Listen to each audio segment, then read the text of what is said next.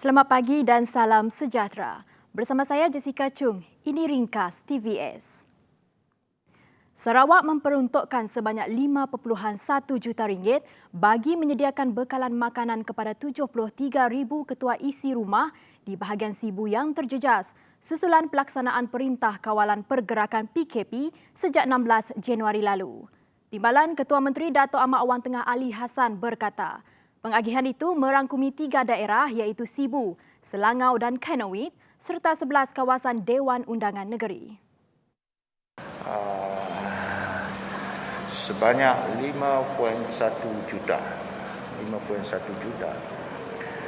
Dan kita berucapkan terima kasih kepada Yang Amat Berhormat Ketua Menteri kita atas keprihatinan beliau. Beliau telah pun bersetuju untuk memberi peruntukan ini untuk pengagihan makanan ini di kawasan yang telah pun saya sebutkan tadi, disebabkan oleh pelaksanaan MCO. Beliau yang juga pengerusi jawatan kuasa kecil bekalan makanan peruntukan bagi pembelian bahan makanan asas telah disalurkan kepada jawatan kuasa pengurusan bencana bahagian Sibu bagi tujuan berkenaan. Pengagihan bantuan makanan itu telah disempurnakan oleh Ketua Menteri Datuk Patinggi Abang Johari Tun Nopeng pada majlis ringkas selaras dengan pematuhan prosedur operasi standard SOP yang telah ditetapkan. Terdahulu, Jawatan Kuasa Pengurusan Bencana Negeri Sarawak telah mengisytiharkan Perintah Kawalan Pergerakan PKP di Sibu berikutan peningkatan kes yang tinggi dikesan di daerah tersebut yang akan dilaksanakan sehingga 29 Januari ini. Joe Biden mengangkat sumpah sebagai Presiden Amerika Syarikat ke-46 sekaligus mengakhiri penggal pentadbiran pendahulunya Donald Trump yang sering dihimpit kontroversi. Beliau berikrar hari baharu untuk Amerika selepas situasi tidak menentu dan penuh kontroversi selama 4 tahun di bawah pentadbiran Donald Trump. Biden, 78 tahun, melakukan upacara angkat sumpah itu di hadapan Ketua Hakim Mahkamah Agong John Robert. Bekas naib presiden itu menerusi ucapannya turut menggelar acara bersejarah itu sebagai Hari Demokrasi yang membawa harapan dan melaka sejarah baharu. Beliau menjadi presiden paling tua dalam sejarah Amerika Syarikat mengambil alih teraju kepimpinan ketika negara berdepan cabaran amat besar, termasuk pandemik COVID-19 yang meragut 40,000 nyawa. Sementara itu, bekas Senator California Kamala Harris menjadi wanita pertama mengangkat sumpah sebagai naib presiden baharu Amerika Syarikat. Upacara angkat sumpah diadakan di hadapan Hakim Mahkamah Agong Sonia Sotomayor di Kapital, Washington. Kamala Harris, 56 tahun, adalah wanita berketurunan Asia Selatan dan kulit hitam pertama memegang jawatan tersebut. Bertemu kembali. Sejak wabak COVID-19 melanda sehingga menyebabkan sesi persekolahan ditangguhkan, pihak pengusaha bas sekolah antara yang paling teruk terjejas. Bukan sahaja putus punca pendapatan, mereka akui masih janggal untuk menyesuaikan diri dengan keadaan semasa. Jika dahulu mereka akan bangun seawal jam 4 pagi bagi memulakan perkhidmatan bas masing-masing, namun kini tiada lagi keperluan untuk berbuat demikian.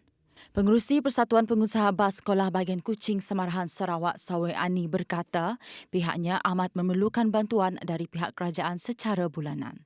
Ini kerana pendapatan mereka hanya bergantung semata-mata dengan sesi persekolahan.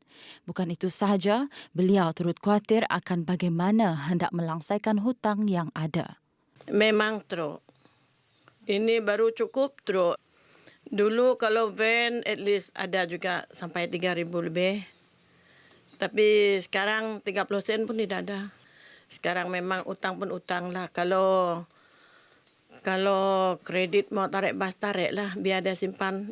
Beliau turut merayu agar pihak bertanggungjawab melihat kepada keadaan mereka dan mengikhtiarkan solusi bagi membantu mereka. Setidak-tidaknya mengurangkan beban mereka dari segi melanjutkan tempoh untuk sebuah bas beroperasi. Kami dari pengusaha bas sekolah Sarawak mohon kepada kerajaan Bagi bas yang usia dia 30 tahun dilanjutkan sampai kami tidak boleh tes kat Puspakom ataupun sampai kondem. Kerana kami tak mampu lagi nak beli bas baru. Pemandu bas Katrin Nigo berkata mereka sukar untuk menyelenggara bas mengikut jadual kerana tiada sebarang dana diperuntukkan. Itu terpulang kalau kami tidak ada pendapatan. Macam itulah saja. Tunggu orang kalau sekolah bermula. Bas sudah rosak, tidak dapat. Terpaksa kita berikhtiarlah buat sendirilah macam tu. Bagi pemandu bas Johnny Kiyun mendedahkan mereka kadang-kadang terpaksa berhutang dengan pihak bengkel bagi memastikan van atau bas dalam keadaan yang baik. Adalah yang saving sikit lah lama punya. Terpaksalah kita hutang dengan kedai. Okey lah. Sebab kita memang lama lah. Lama dengan workshop tu lah.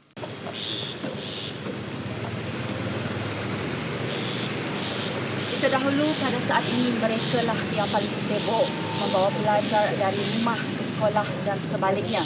Namun hari ini mereka hanya mampu memerhati bas mereka tanpa ada kepastian bila boleh keluar kembali, bila boleh membawa pelajar ke sekolah dan mengaut sedikit rezeki demi kelangsungan hidup. Sekian laporan audio kita ni bersama juru kamera Muhammad Gusti untuk TVS Kochi. Peminjam yang telah membayar 30% daripada pinjaman Perbadanan Tabung Pendidikan Tinggi Nasional PTPTN layak menerima insentif Kerajaan Sarawak untuk menyelesaikan 30% pinjaman mereka. Mendedahkan perkara itu, Pengarah Yayasan Sarawak Azmi Bujang berkata, ia susulan Kerajaan Sarawak telah bersetuju dengan satu formula yang akan digunakan untuk membantu menyelesaikan pinjaman pelajar Sarawak dari tabung berkenaan. Your total loan disbursed is 10,000. You have only paid 3,000. So you dah bayar 30%. So your balance tu we will pay 30%. So yang balance yang tengah tu you bayar sendiri. So then you continue bayar lah. Sama juga dengan PTPN. So urusan 30% tu is between PTPN dengan Yayasan Sarawak. So the student just find out whether they dah reach the threshold of 30% or not. So the concept is student must bayar sekurang-kurangnya 30%. We cannot bantu mereka yang belum membayar 1 sen pun. Yayasan Sarawak telah diamanahkan untuk melaksanakan inisiatif yang diumumkan Ketua Menteri Datuk Patinggi Abang Johari Tunopeng pada 18 Januari lalu. Sebanyak 30 juta ringgit telah diperuntukkan bagi membantu 9,634 pelajar yang telah layak menyelesaikan pinjaman mereka.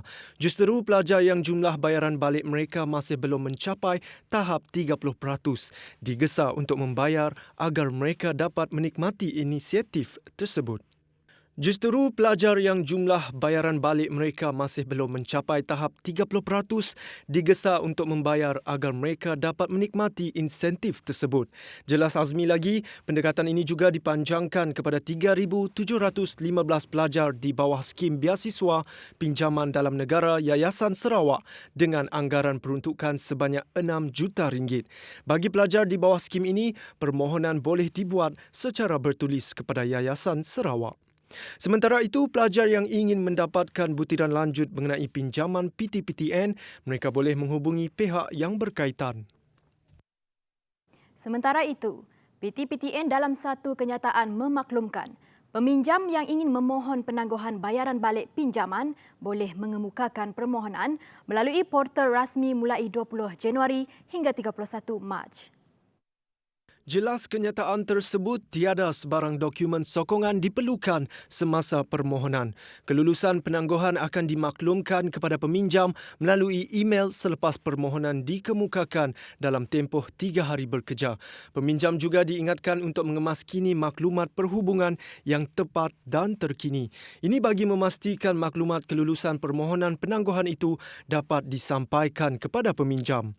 Sementara itu, pengerusi PTPTN, Wan Saiful Wan Jan berkata, penangguhan pembayaran balik pinjaman ia diharap sedikit sebanyak membantu mengurangkan bebanan yang ditanggung peminjam. Pembelian minyak masak pek polybag 1 kilogram kini dihadkan sebanyak 3 unit per transaksi untuk setiap pelanggan. Kementerian Perdagangan Dalam Negeri dan Hal Ehwal Pengguna KPDN HP berkata, Kebenaran penetapan had pembelian tersebut berkuat kuasa pada 19 Januari 2021. Kata Pengarah Penguatkuasa Bahagian Penguatkuasa KPDN HEP Putrajaya, Azman Adam, ianya bertujuan untuk memastikan lebih ramai pengguna berpeluang memperoleh bekalan minyak masak yang diberikan subsidi kerajaan. Justeru, penjual runcit diingatkan untuk menjual minyak masak berkenaan harga yang ditetapkan iaitu RM2.50 sekilogram. Bagaimanapun, tiada had pembelian perlu dikenakan ke atas minyak masak bukan dalam pek polybag 1 kilogram.